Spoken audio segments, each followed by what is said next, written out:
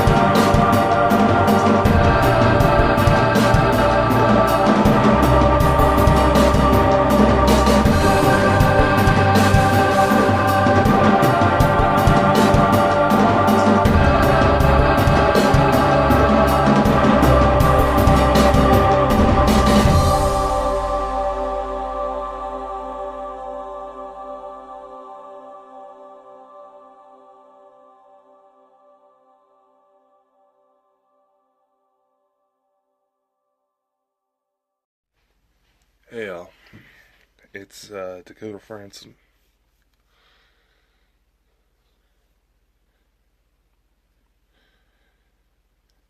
I know you may not tell because I pre-record all these episodes that some stuff's been going down. To where I've actually fallen behind a bit on producing new content.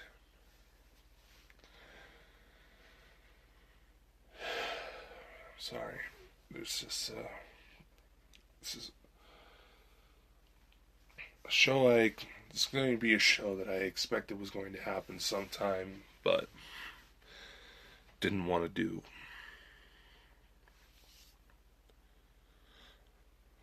do. Last week, I had on a guest, an arcanist that is looking to build a similar operation that I have built.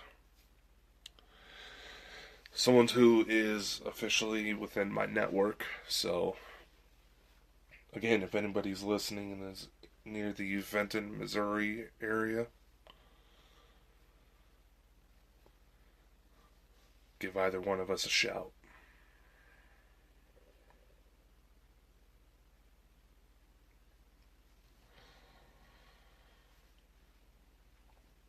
But during that episode, a few topics were discussed that may be deemed sensitive by some viewers.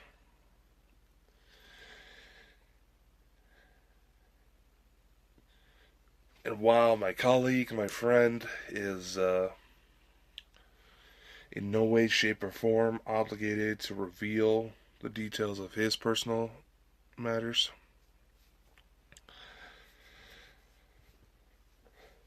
I feel like I need to be completely straight with you all.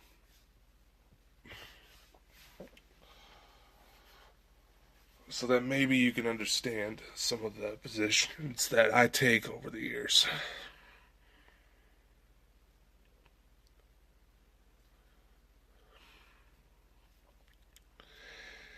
It is also matters that happened within the last couple of weeks that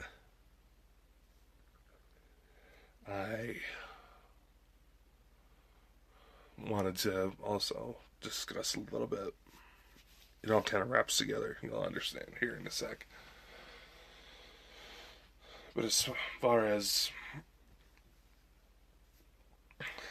what's happened in the last couple of weeks, a good friend of mine recently lost his mother. He's much older than I am, but we had a lot of similar upbringings and mindset, so we got along pretty quickly.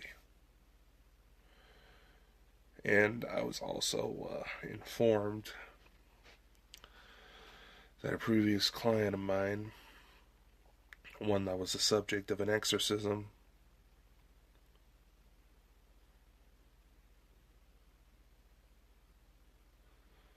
recently took their life. If that gives you any sort of indication of what this show's going to be like. Normally, I like to have fun when we do these shows. Crack a few jokes here and there, maybe point out something that not a lot of people think about. Get things going. As an unfortunate habit of mine, at times,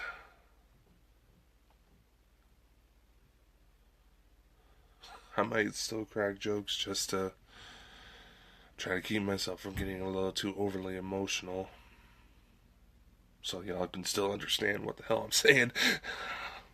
Like that, for example. But tonight's episode is going to get real. It's going to disclose some things that some of you may feel uncomfortable with hearing. But that's your warning. We're going to go to a quick commercial break. Then it's time to let it all loose. Now we're just barely getting into March. Hopefully we can get some warmer weather here soon. Because my God, it's been chilly. Ooh.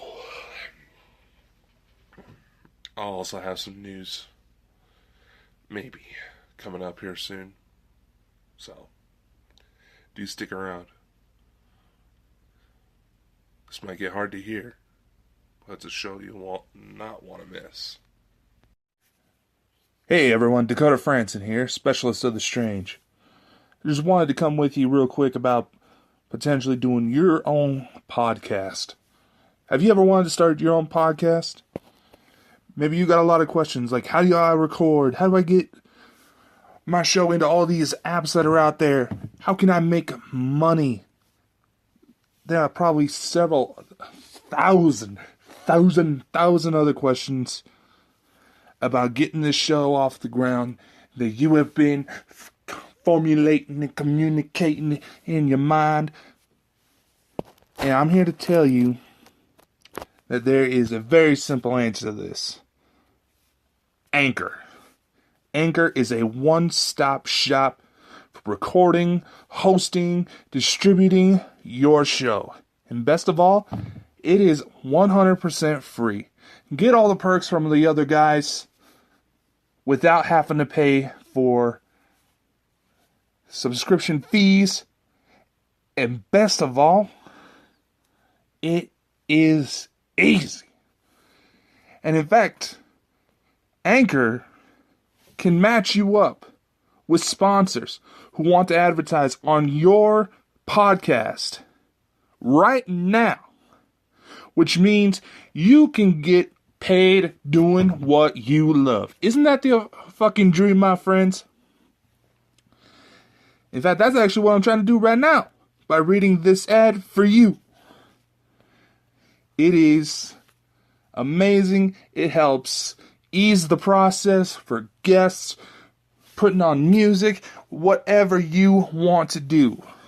So if you want to start your podcast, make some money doing it, go to anchor.fm/start to join me and several other fabulous people already using Anchor.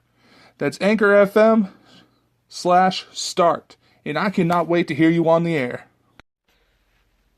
Now, before the break, I mentioned that there were some incidents that happened in my personal life recently that brought these thoughts to my attention.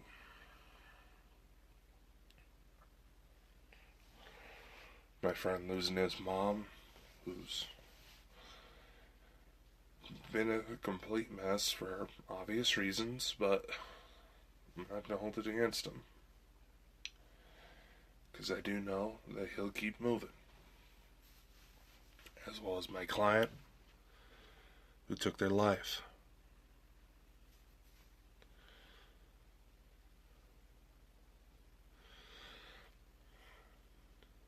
Some of you may not know this. Some of you may have picked up on it through some of the stories you've heard about me.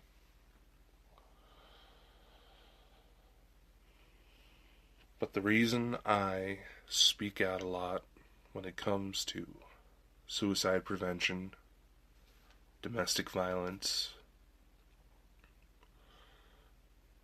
drug use, things like that, is because these are all matters that I've personally been affected by in my life. In one way, shape, or form. Now, obviously because of the reputation of looking for dead people, I done my best to keep my nose clean, so the things I do can't be called into question just because of unhealthy habits. Nevertheless, these matters all tie up together in some way.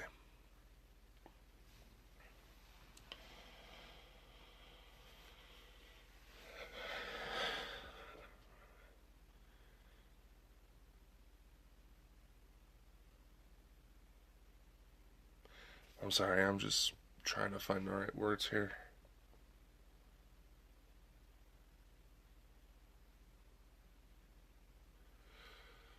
Growing up, it was a miracle I was even able to make it this far. My father was a textbook abusive prick in every form of the word, and he was proud of the people he hurt.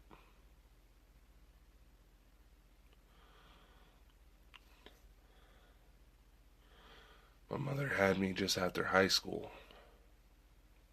and quite frankly didn't know how to handle certain things well, so things were on the rocks there, but have gotten better over the years.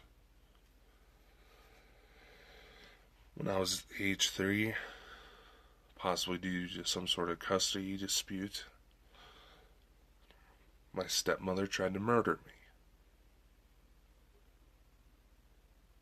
But when it didn't go through, when I started screaming back at her, she dragged me into the kitchen of the house she was living in at the time, put a 6-inch butcher knife in my hand, and started daring me to do it.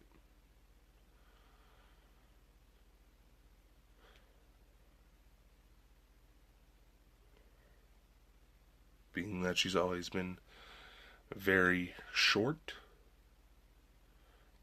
and I was always pretty tall for a kid, I pinned her to the ground. I don't remember a lot of detail other than one of my little sisters walking into the room as it was happening. Thankfully, she's too young to remember this, but unfortunately, she's become just like her stepmother.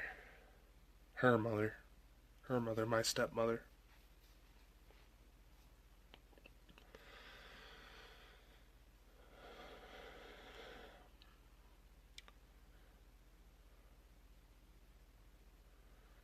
The only thing that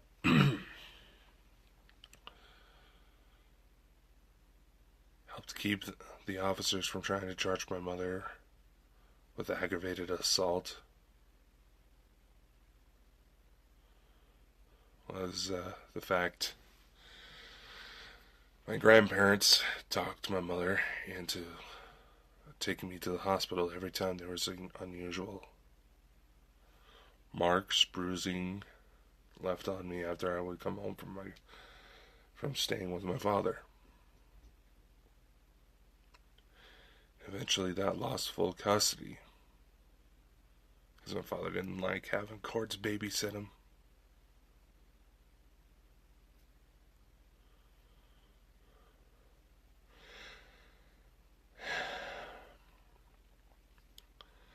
This bounced around for years. Growing up, because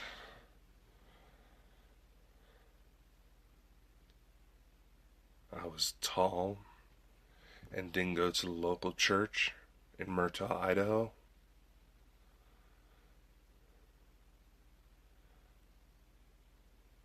I got cornered a lot by other kids trying to prove that they were tougher than me.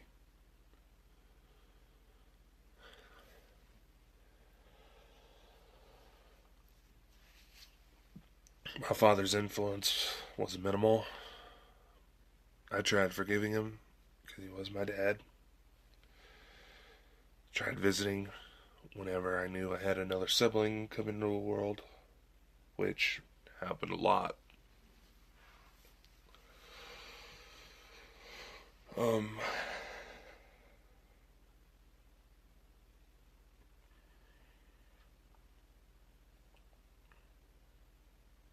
Obviously, there's a few details that I'm leaving out, just for timing's sake, but I'm being thorough as I can.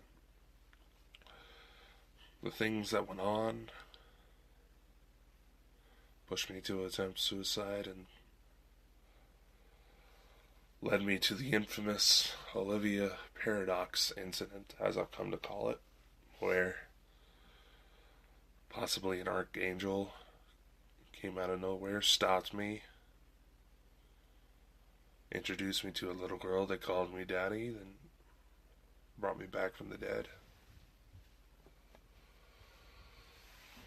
The archangels popped up on a few other occasions where, had it not been for him kicking me out of heaven,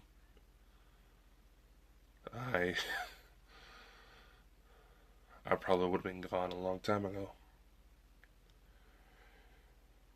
I spent my life trying to, once I reached a point where accepting the idea that I had my daughter from the future trying to save my life, I tried to keep my nose clean over the years. Try to become the man that her and her future mother would be proud to have in their life.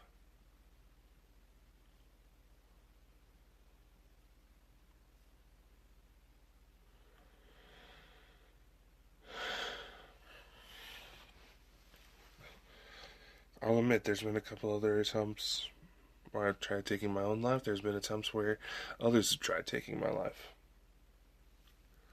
Anytime I would get frustrated, my family members would Tommy saying, "Go ahead, do it. Who the cops gonna believe? The little old lady? Or the angry big guy?" Yeah. Purposely go to piss me off and threaten to call the cops on me. Yeah, real smart. They still try that move nowadays.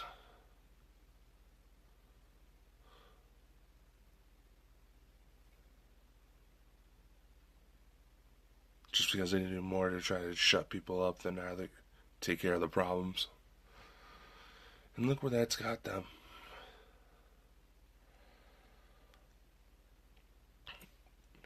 Fast forward a bit to when I was 14 years old, I'd found out that my father had been sexually abusing one of my younger sisters, the same one that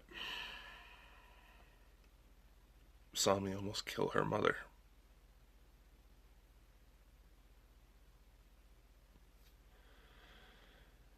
Allegedly, my sister came forward because she started thinking that my father was targeting our other siblings, but fast forward a few more years, I discovered that it it was because one of our cousins discovered Facebook messages from when my father was stationed over in Iraq that detailed everything.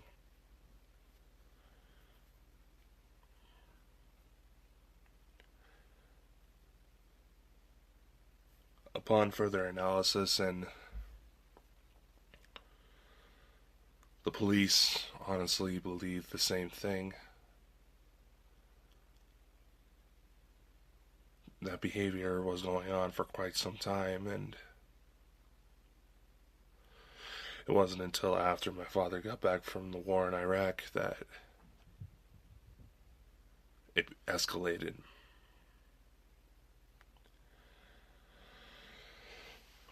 And it's widely believed that my stepmother allowed it to happen. But the police could never prove anything.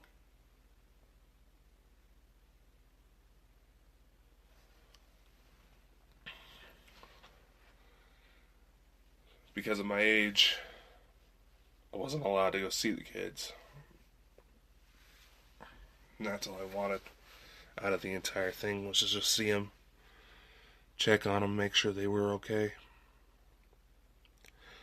Mostly because I had another baby sister born about 6 months before this all went down that I had yet to meet. Situation was tense. I didn't even want to show up unless I knew there were certain people involved. My father even started noticing this and started lying about the situation in order to get me to come out.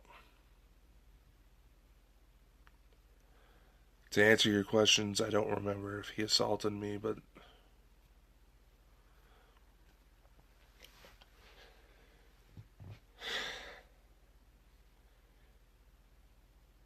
if he, honestly, some of my behaviors indicated something happened, but I honestly don't remember. And this is one of those things where police, FBI, pretty much anybody who's been affiliated with law enforcement or medical staff who have heard my story all pretty much come to the same conclusion that it was for the, if something did happen, it's probably for the best that I don't remember.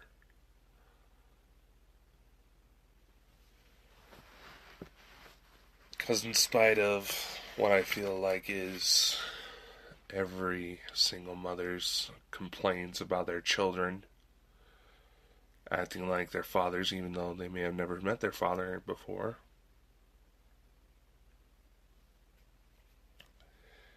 I would have been like him. I tried to mend bridges, meet some other family members on that side that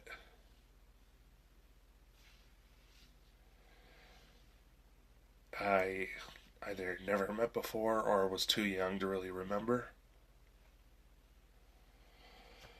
But certain things came up in that area too, to where it seemed like it was for the best that I part my ways with all of them.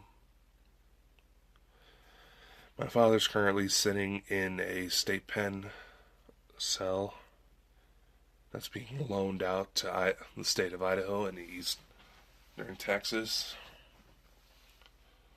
Because apparently we have that many lifelong lifers in the prison systems here.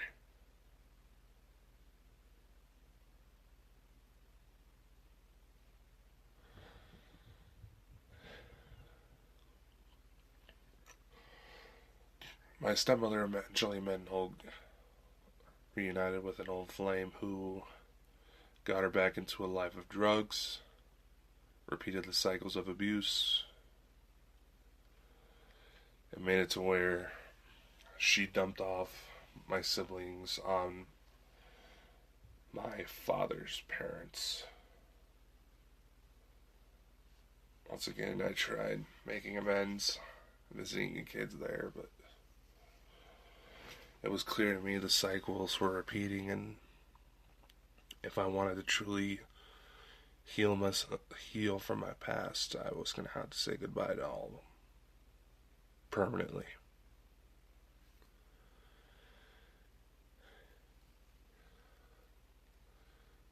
And it honestly breaks my heart, the fact that I had to leave the kids behind.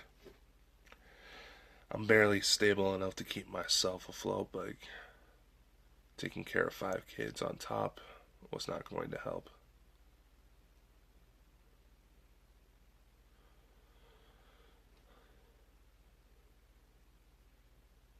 Plus, I discovered other siblings that my father had out of wedlock and who were closer to my age, but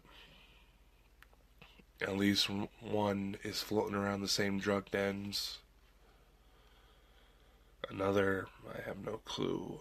The third, I didn't really get much of a chance to get to know. So, there's that.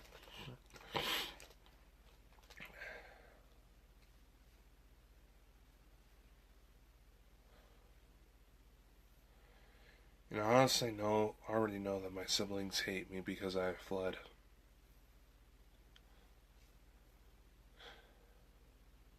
I actually got a goodbye letter from one of my sisters over social media not too long ago.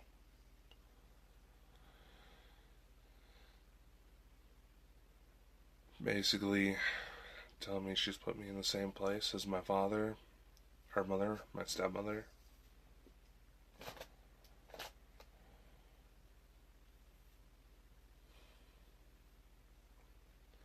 And tried to take the blame all on herself. She's just at that age.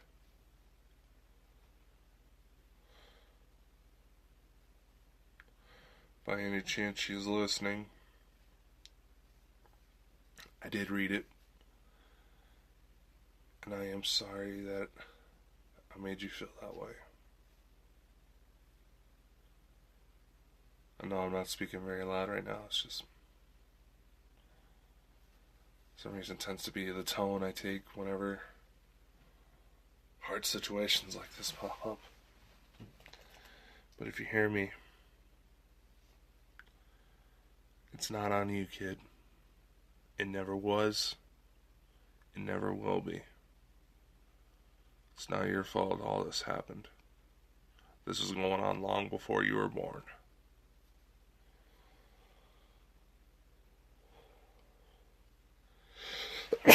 Excuse me. And I hope we can make amends sometime in the future. I truly do. Whenever you're ready,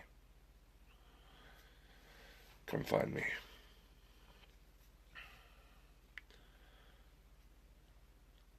In the spirit of full disclosure,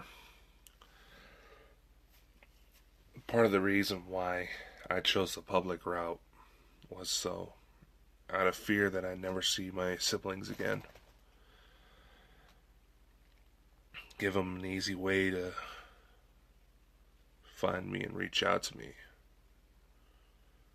This thought process came before DNA tests started getting as commercialized as they are nowadays.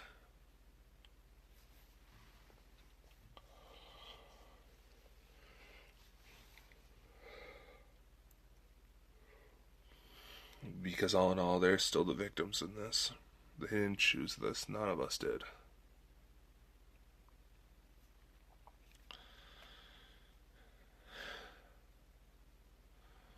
And as the time comes that we all finally get together, awesome. But some of you have also known that I've been talking about leaving the state of Idaho here soon. It's because honestly, I feel like I have nothing left here. I've had the people closest to me, the people I've tried to watch over the most. Yes, there's been times where I've been a total and complete dick, and I'm sorry for that, but I've had the people closest to me go as far as trying to falsify claims against the police in order to try to get me in trouble because they were pissed off at me for something.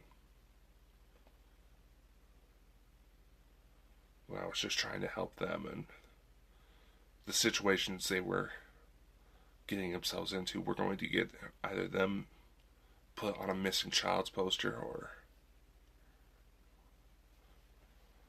someone on a missing child, anybody, some kids on a missing child's poster,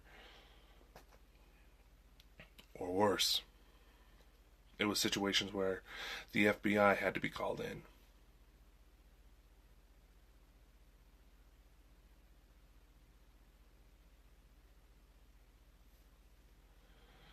I've even had to try to report some other family members for possible child abuse after one of my cousins confided in me about something that was going on.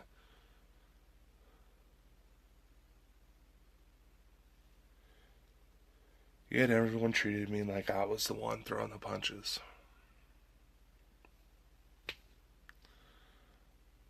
So I'll be honest, there's nothing left for me in Idaho anymore.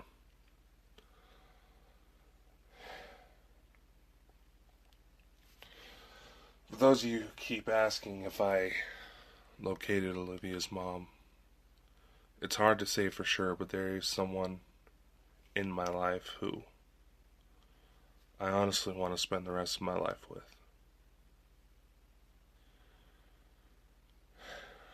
I call her my eternal moonlight jewel. For those of you who read my latest book, Dear Coda, The Letters You Wish You Had, yes, this girl and I were broken up for a bit. We were both going through some emotional issues that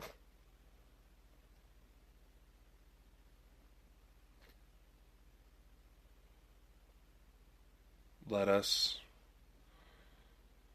that we honestly weren't handling very well, and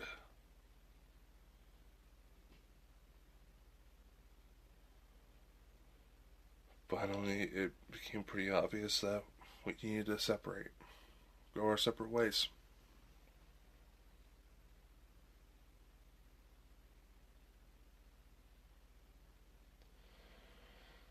I'm honestly crazy about this girl, and ever since she's come into my life, I've slowly gotten better about my situation. Starting to let myself become soaked in the negativity, but I've come to realize that this area I'm in just has that vibe about it. Stay in it too long, you'll start soaking it in. Sure, there's some pretty sights here in southern Idaho that a lot of Hollywood types like to come up through here and check out, because they gotta pass through here in order to get to Sun Valley.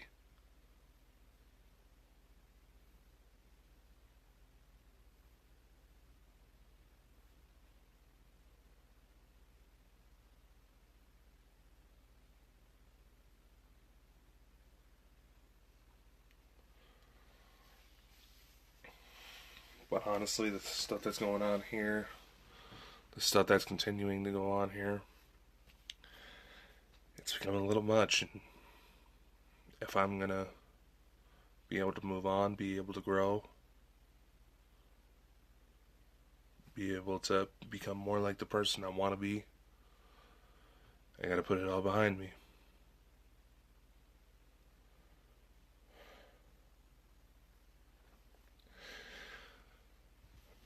But as far as some of you who have asked whether or not I'll keep hunting when that happens, oh yeah.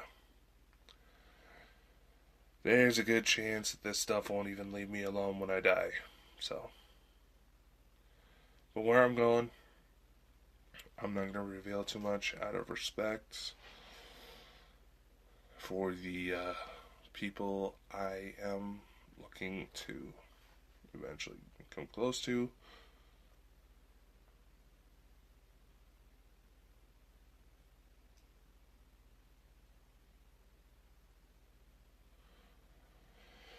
But where I'm going, there's still a lot of crazy shit going on. A lot of crazy stuff that goes bump in the night, so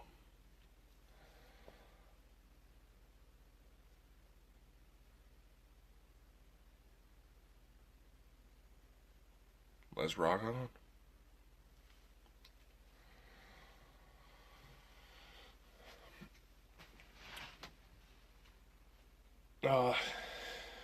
How does this connect to the situations I told you before? Well, let's go take a breather before I make those connections for you real quick. Sound good? Alright. See you in a little bit. So you may be wondering how all this connects to the incidents I told you about at the beginning of the program. Well, along my way, I've come across some brutal-esque situations.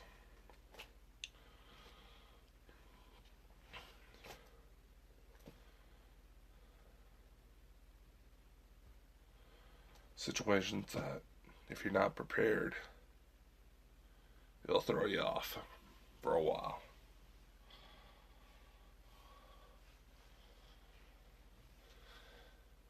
Now, in some contexts, when I say that, it's not necessarily a bad thing, just... Well, these situations were bad things, but... Nevertheless, they were to keep you on your toes. There's been times when those who have recently lost someone got a hold of me to ask if there was a way that either I or they can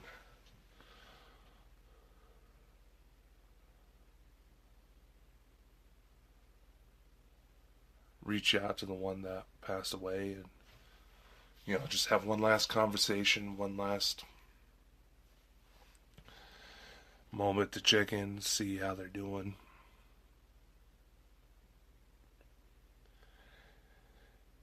And while I do have that resource, one that I've perfected because of someone in my life who lost someone very special to her,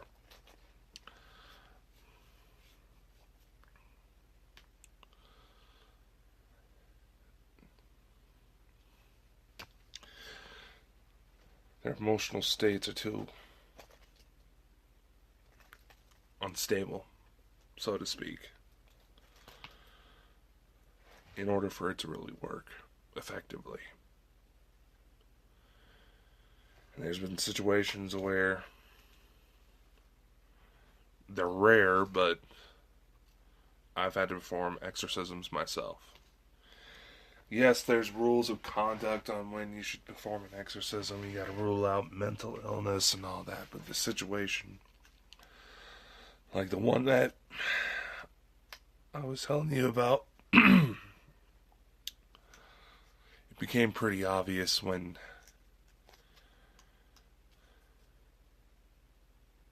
the EMF radiation coming off of this guy would be like he was packing around a sample of nuclear material. Our bodies have a magnetic field, but it's very faint. You have to get some really sensitive equipment in order for it to pick up. But even then, it's minuscule in comparison, but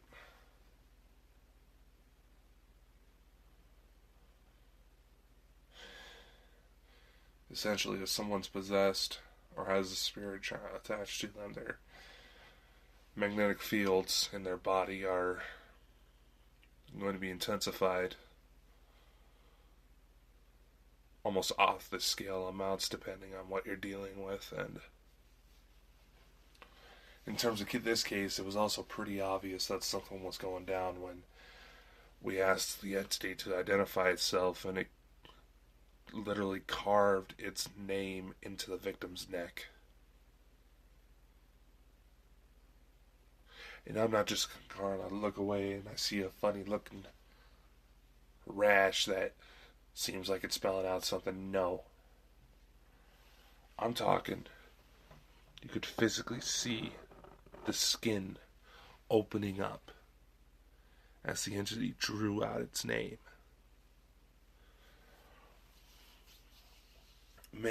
Exposed it enough to where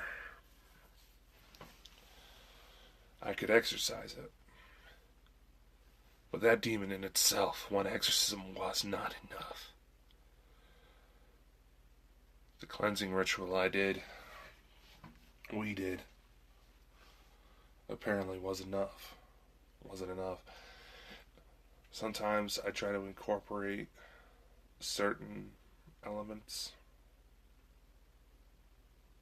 of the client's religion into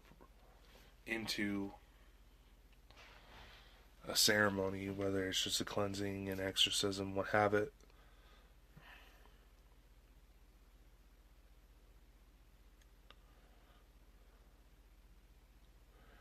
But this guy wasn't enough. A few days later, after the exorcism took place,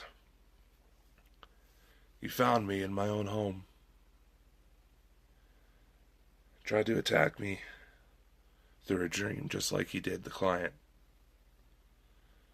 But once I realized what was going on,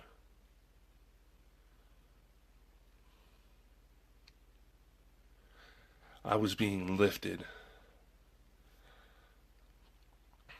I asked the being to identify itself because I knew something was wrong. I asked the being to identify itself, and I just pissed it off.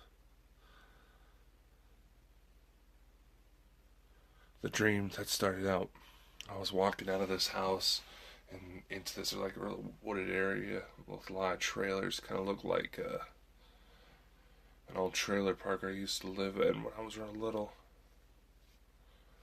I walked into another room that coincided with the apartment that I used to live in, and nothing was in this place except like a little radio. The radio was playing static, and there was this voice coming through, trying to catch my attention, trying to be all friendly, but I realized something was off, something in my chest, something in my heart was telling me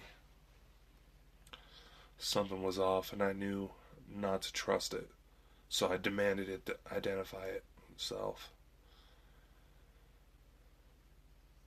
The demon screamed its name, lunged at me. It shook me enough to where I woke up, and I was being held above my bed, being choked out by this massive shadow. I could see its eyes. It tried to kill me in my own home because I cut off its food supply.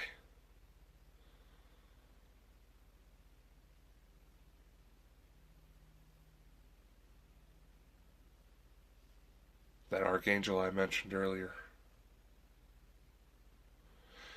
it's widely believed that it was Michael, and it was Michael then that stepped in, took over.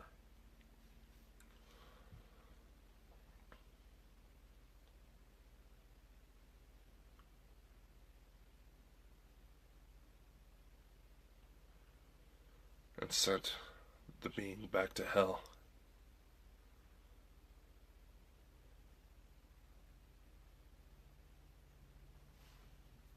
Some of the more effective exorcism rites usually have two parts. One, to get the being exposed. The other, to send its ass straight back to where it came from. And unfortunately, when it becomes exposed, it's either just pissed off enough or gives it more power to where it can do a lot more damage if you do not move quickly. Clearly that was needed for this one. Sometimes you can just get him to go off in one blow and you'll never see him again. But these demons, they usually take 2 or more tries.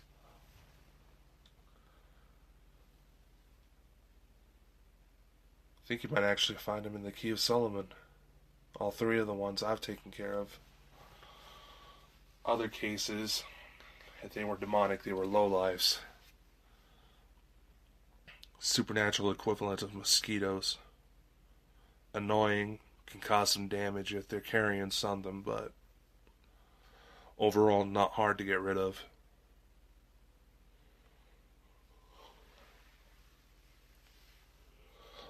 Now, because of the situation that unfolded, we had the client's family, local priest that he was going to for regular therapy sessions, and others helped keep an eye on him, check his condition, and I honestly thought we were making progress on getting him over this, but apparently he was dealing with some sort of post-traumatic stress that got to be too much for him. So he took his own life.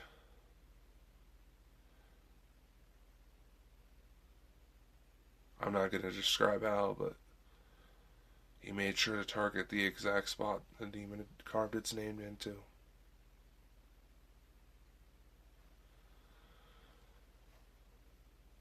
He was clean. There's ways you can check if a being is possessing someone. And no, it's not splashing holy water on them. It's nothing like that. Well, the holy water's one method, but stronger ones can resist it, in my experience. What they often can't hide, or at least the ones that try to mess around in our world, what they can't hide is the EMF residue. And if they're supercharging something that already has a magnetic field, it'll get a lot stronger. He was clean. He had no attachments. He said he still felt that something was there, but the behavior was completely changed. It was trying to help him reverse everything that the demon had done. Which is interesting because part of the exorcism rite was targeting an angel that's supposed to counteract the specific demon.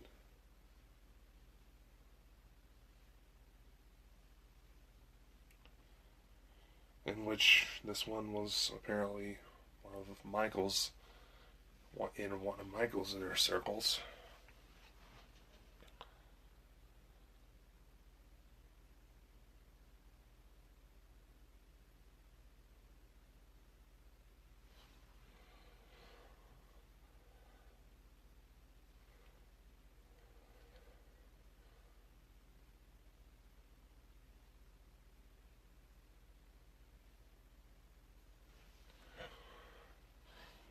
So I thought we were in the clear. But it wasn't enough. I did everything I could. But it wasn't enough. It's the first time I've actually lost a client in direct relation to a case I worked. Previous ones, everyone that was involved eventually got over the trauma, but this one apparently was just too much. It was also the strongest being I ever took on.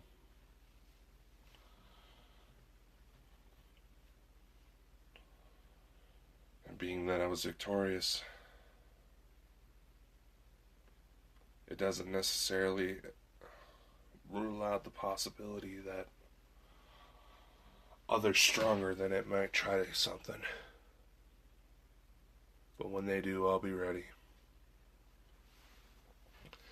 As for the rest of you listening to this program, there's a link in the description which will send you to a resource guide that I've put up together on my website. Whether you're dealing with, whether you need help in domestic violence, you need assistance with suicide prevention, I try to make this list as globally accessible as possible. And there's a few other things on there that might help you. Either cheap or free resources to get you the help you need if you're facing something. You will face no judgment by coming forward. But please, do get help no matter what the situation is. Even if you think you're big and bad and you know the person, even if you're like recently lost someone and you know that you'll make it through.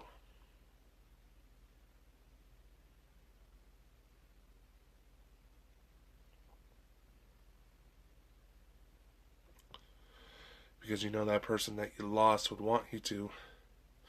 It never hurts to reach out and get help.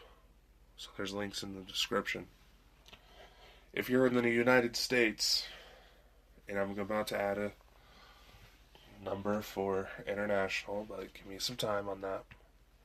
If you're in the United States and you have an issue with the paranormal, and you need some help, and you want my help, I have a phone number set up, a special hotline. You can either leave me a voicemail or send me a text message through it. It's 208-329-6773. If you believe you have a paranormal issue, feel free to contact me through that number. I can take you through some simple instructions on how to take care of your problem. Refer you to a group that's closer by. Or just be there if you need someone to talk to.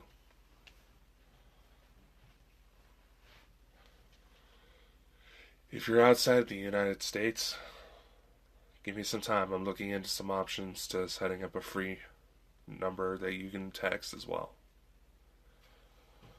I've had a few people nice enough to send me recommendations that I've been looking into, but I will update you as soon as I can. And that's all I have for today.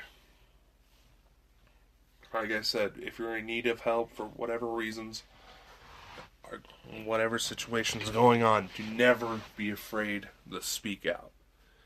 If you think there's a situation involving child abuse, don't be afraid to report it. Yes, you might get some repercussions, like this recent incident where I've been banned from ever going to that house ever again. But it is what it is. The situation's been documented with the appropriate authorities, and they are now watching for more incidents.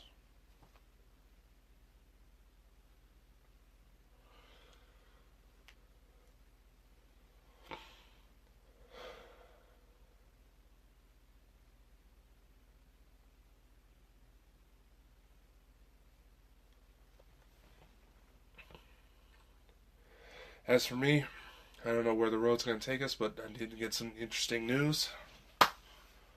Might be helping bring a brand new paranormal reality series to life, which I'll provide more information on here shortly.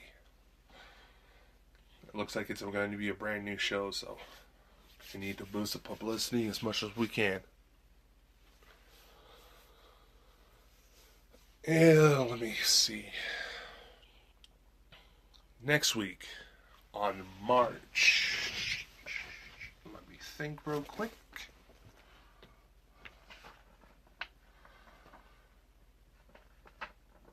Ooh. March 13th.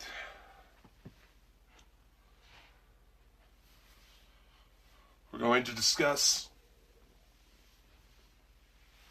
more about magic. And I'm talking real magic. Not David Copperfield, Shin Lim variety. I'm talking the true, genuine power. What is it? What powers it? And could we use it within our everyday life? Or could it be something that we accidentally tap into? Find out more next week. I'll also give you a little bit more information about my next hunt. It's going to be a good one. It's going to be a good one.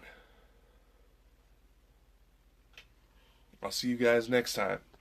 be safe, be kind to one another. And don't be afraid to reach out if you got something going on. You can either contact me through my website, my social media outlets, or that hotline, which for the US is 208-329-6773. And if you'd like me to pop up on your show, just let me know. I'm afraid to share the spotlight. Anyway, I think I'll stop rambling off here now. Catch you next time.